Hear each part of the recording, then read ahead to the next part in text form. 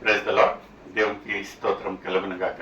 ప్రియమైన సోదరి సోదరులారా, ఈరోజు శిల్వ ధ్యానము ఈ యొక్క పరిశుద్ధ వారంలో మూడో రోజు మనల్ని దేవుడు ప్రవేశించిన విధానం కొరకై దేవుణ్ణి స్తుతిస్తూ ఈ యొక్క సందేశంలో వెళ్ళకన్నా ముందు ఒక చిన్న ప్రార్థన చేసుకుందామండి. మమ్మల్ని అతి మిక్కిలిగా ప్రేమించిన దేవానికి వేలాది స్తోత్రం ప్రభా. ఈ యొక్క 40 రోజుల శిల్వ ధ్యానాలంతా ప్రభా మమ్మల్ని కాచి కాపాడిన విధానం కొరకే స్తుతిస్తూ ఈ యొక్క పరిశుద్ధ వారంలో ప్రభా మూడో రోజు మమ్మల్ని నడిపించిన విధానం కొరకే స్తోత్రం ప్రభా. మీ యొక్క కృప, మీ యొక్క ప్రేమ మా పట్ల ఉంచిన విధానం కొరకే స్తోత్రం. సకల మహిమ మీకే చెందేలాగన యేసయ్య పరిశుద్ధ నామం అడిగి వేడుచున్నాను తండ్రి, ఆమె. ప్రియమైన సోదరి సోదరులారా, ఈరోజు పరిశుద్ధ వారంలో మూడో రోజు ద స్పై వెనిస్డే అంటారు. అది ఏమంటున్నదంటే ఈరోజు అంశము యూదా ఏమంటున్నదండి, యూదా మానవాళితో సహవాసం. ఇక్కడ మనం చూసినట్లయితే ద స్పై వెనిస్డే అంటే అందరికీ తెలిసిన రీతిగా ఈ యొక్క లేఖనాలలో దేవునికి స్తోత్రం కలుగును గాక. ఈరోజు అంశము యూదా బాధిత మానవాళితో సహవాసం. ఇక్కడ లేఖనాలు ఈరోజు ఏర్పాటు చేసిన లేఖనాలు లూకా రాసిన సువార్త 22వ అధ్యాయము 3వ వచనం నుంచి 6వ వచనం వరకు చదివి సహకరించండి. అంతటా 12 మంది శిష్యుల సంఖ్యలో చేరిన ఇస్కారియోతు అనబడిన యూదాలో సాతాను ప్రవేశించి గనుక వాడు వెళ్ళి ఆయనను వారికి ఎలాగూ అప్పగింపవచ్చునో దాని గూర్చి ప్రధాన యాజకులతో అధిపతులతోనూ మాట్లాడాను. చూడండి ప్రియమైన సోదరుడా, మనం ఎప్పటికీ ఆత్మీయంగా ఎదుగుతా ఉన్నట్లయితే ఒక సహవాసంలో ఉండి బాగా నలుగురితో ఉన్నప్పుడు అపవాది ఓర్వలేడండి. నిజంగా అపవాదికి దేవుడు ఏమంటా ఉంటున్నాడంటే 2-3 నా నామం ఉన్నట్లయితే నిజంగా ఆ ఒక అపవాదికి ఎక్కడ లేని ఒక భయము 2-3 ఏకీభవించి ఆ ఒక సాతాను గద్దించినట్లయితే నిజంగా ప్రియమైన సోదరుడా, అపవాది ఎప్పటికీ చూడండి ఆ రోజున యేసయ్య ఒక శిష్యులనే వదలలేదండి. ఇప్పుడు మనకు సహజంగా ఎక్కడ ఆలయంలో కానివ్వండి, ఒక చిన్న కోరికలో కానివ్వండి, కలహాలు, మనస్పర్ధలు, ఒకరికొకరికి గిట్టదు. నిజంగా ప్రియమైన సోదరుడా, ఇది ఈ రోజు ఇప్పుడుకొచ్చిన ఒక విషయం కాదండి. ఆది కాలంలోనే అపవాది దేవుని యొక్క సహవాసం ఒక సన్నిధిలో అందరు ఏక మనసుతో కలిసినప్పుడు అది ఓర్వలేదు. ఇక్కడ ఎవరైతే శిష్యులు ఆయనను వెంబడించారో, ఆయన ఒక గొప్ప కార్యాలు చూశారో, ఆయన ఎంత గొప్పవాడు అని తెలుసుకొని ఉంటున్నారో, వాళ్ళ మధ్యలో నుంచే ఒక శిష్యుణ్ణి ఈ యొక్క సాతానుడు వాడుకున్నట్టు ఇక్కడ లేఖనాలు చెప్తా ఉంటున్నాయి. ఆ ఒక 12 మంది శిష్యులలో ఆ ఒక శిష్యుడు ఎవరంటే యూదా ఇస్కరియోతు. ఇక్కడ చూడండి ప్రియమైన సోదరుడా, అపవాది ఎలా పొంచు వేస్తుందో, ఎలా మన ఒక ఆత్మీయ జీవితాలను బాధ పెడతారో, భంగం చేస్తుంది అనే దానికి ఒక చక్కటి ఉదాహరణ. మనం ఇంకా ఎప్పటికీ అనుకోవచ్చు, దేవుడితో శిష్యులు ఎంత బలంగా దేవుళ్ళు ఉంటున్నారో వాళ్ళకి ఆ ఒక శోధన రాదు, వేదన రాదు అన్నట్టుగా. అయితే అపవాది అలాంటి ఒక సహవాసం నుంచే ఒక శిష్యుణ్ణి తిరుగుబాటు చేయడానికి వాడుకున్నట్టు ఇక్కడ లేఖనాలలో ఎంత చక్కగా రాస్తా ఉంటున్నారు. మరొకసారి చదవమ్మా ఒక మాట. సాతాను ఆ ఒక శిష్యుని ఆ ఒక మాటను చదవండి మరొకసారి. ఇస్కారియోతు అనబడిన యూదాలో సాతాను ప్రవేశించెను. చూడండి ప్రియమైన సోదరుడా, మనం ఎప్పుడైతే దేవుని యొక్క సన్నిధిలో పచ్చగా ఎదుగుతా ఉంటున్నామో, ఇంకా ఎలాంటి ఒక అలసడి లేదు, ఇంకా దేవుడే చూసుకుంటాడు అన్నప్పుడు మన ఒక జీవితాలలో ఒక కదలింపు, ఒక శోధన, అలజడి వచ్చేసినప్పుడు మనము నిజంగా మన ఒక విశ్వాసము కదలింపబడతా ఉంటున్నది. ఇక్కడ ఇంకా ఏమైతే అయితే లేఖనాలు నెరవేర్చుటకు ఇది ఒక ప్రణాళిక అనిపిస్తుంది. ఎందుకంటే అక్కడుండే శిష్యులే కొంచెం వేశారంట. ఈ యొక్క యూదా ఇస్కరియోతు ఏం చేశారంటే యేసయ్యను పట్టియనికి ఆ ఒక ప్రధాన యాజకులతో అధికారులతో కలిసి ఈ యొక్క ప్లాన్ వేసినట్టు ఇక్కడ మనం లేఖనాలలో చూస్తూ ఉంటున్నాం. నిజంగా మనం ఒక ఆత్మీయ జీవితాలలో ఈ యొక్క 40 రోజుల్లో ఒక సహవాసంలో ఉంటున్నామేమో.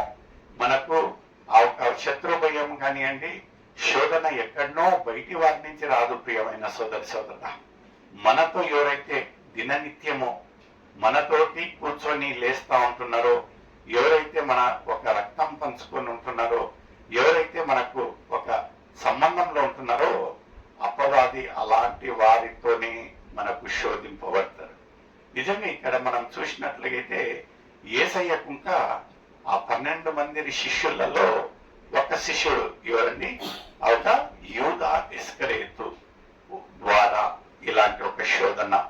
చూడండి ముందు ఏముంటున్నది ఒకసారి చదవనమ్మా. అందుకు వారు సంతోషించి వానికి ద్రవ్యం ఇచ్చి ద్రవ్యమియ సమ్మతించిరి. వాడు అందుకు ఒప్పుకొని జన సమూహము లేనప్పుడు ఆయనను వారికి అప్పగించుటకు తగిన సమయం వెతుకు. చూడండి, ఎవరో బయటి వాళ్ళు కాదండి ఎదికేది. ఎవరంటే ఆయన శిష్యుడే. అపవాదిని మనం ఎప్పటికీ తక్కువ అంచనా వేయకూడదండి. ఏ రీతిగా ఎలాంటి ఒక శోధనలో మనము పడిపోతామో, ఎలాంటి ఒక వేదనలో ఉంటామంటే, అపవాది బాగా ఉన్నప్పుడు అపవాది ఒక దెబ్బ వేస్తాడు. అప్పుడు కొంచెం వేసి చూస్తూ ఉంటున్నాడు. ఈ యొక్క శిష్యుడు ఇంకా ఎప్పుడు జన సమూహం లేదో అలాంటి ఒక సమయం కొరకై ఈయన వేచి ఉన్నాడంట.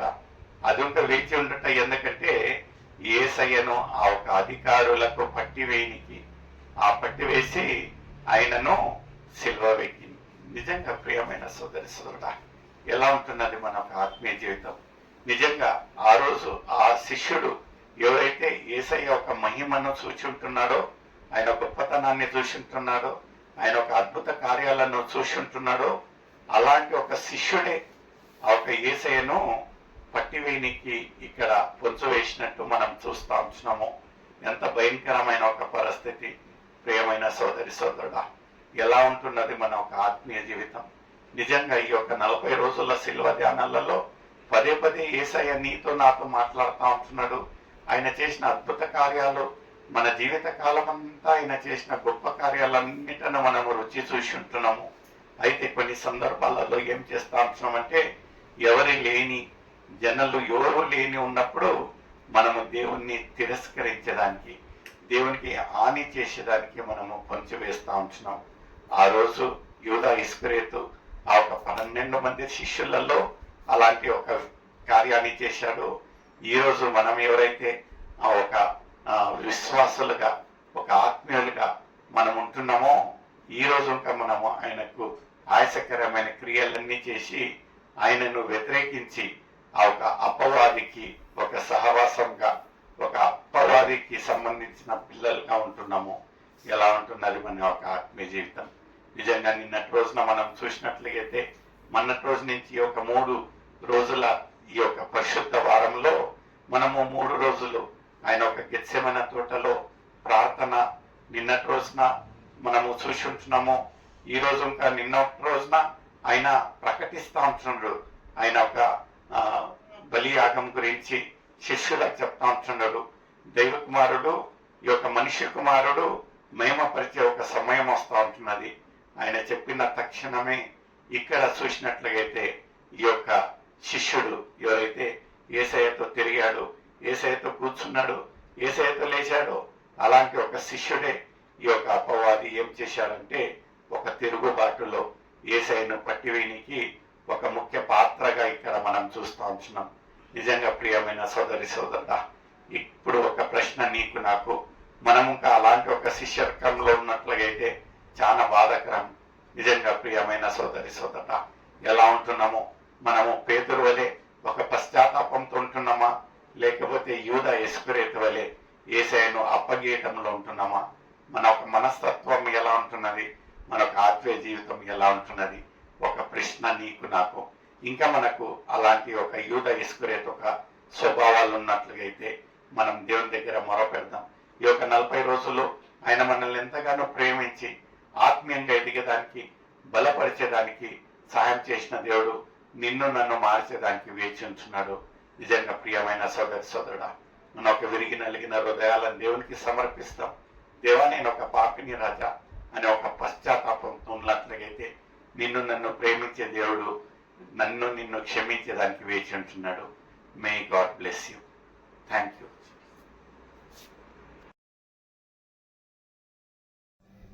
Sing unto the Lord a new song, because the kingdom of heaven belongs to the kids. Praise the Lord. Greetings to you all in the matchless name of Lord Jesus Christ. As you all know, that His Grace Ministries have conducted singing competition season 1 and season 2. It's a good news for all the kids aged between 4 years to 13 years, because His Grace Ministries are launching Kids Special Singing Competition. All the details will be provided to you all if you all contact us. Registration fees for group is 500 rupees and solo 200 rupees. Don't hesitate. It's a beautiful platform live casting in Shubhavakyam channel. Thank you.